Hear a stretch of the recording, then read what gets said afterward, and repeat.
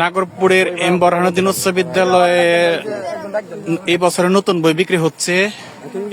এই যে এই দেখেন 2025 সালের বই, এই যে 25 সালের বই বিক্রি হচ্ছে। এই বইটা দায়িত্বশীল কে? এই বই কিনতেছেন ট্রাক ভরে, এগুলা কি কত টাকা কেজি ধরে কিনতেছেন? 20 টাকা কেজি। মানে 2025 সালের বই কেজি দরে বিক্রি করতেছে। কে বিক্রি করছে এটা?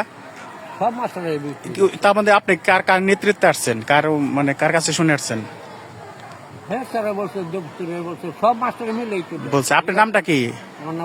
এনে কত মন বই কিনেছেন? এখানে বই হলো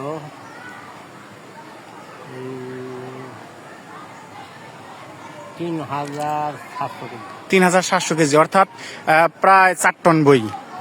মানে চোখের আধারে বিক্রি হয়ে যাচ্ছে এতগুলো বই। এটা আসলে নতুন বছরের বই, এটা বিক্রি করা, এটা তো কেনা বিক্রি তো আইনত কি দণ্ডনীয় অপরাধ, কি অপরাধ না আপনি জানেন কি? না, আমি জানি না, হয়তো বাঙালি ব্যবসা করি। কিন্তু এখানে তো নতুন বই, এটা আপনি কিনলেন, এটা তো ঠিক হয়েছে কিনা আপনার? নতুন বই আমি লেখাপড়াও জানি না, কত সালের তাও জানি। আচ্ছা, ঠিক আছে। এটা আমি আপনার স্কুলে বই বিক্রি হচ্ছে, নতুন বই বিক্রি হচ্ছে, এটা কিভাবে দেখতেছেন? আমি একজন সাংবাদিক। আমি প্রতিদিনের বাংলাদেশে কাজ করি।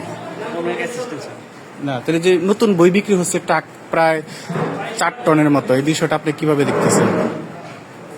এটা আসলে ওই পরিত্যক্ত বই, আমাদের যে কিছু শারীরিক শিক্ষায় বিভিন্ন সাবজেক্ট আছে না, অতিরিক্ত বই কি 4 টন বই অতিরিক্ত বই হয়? আপনি আসেন একটু কথা দেখি, বইয়ের কাছে যাই, আসেন।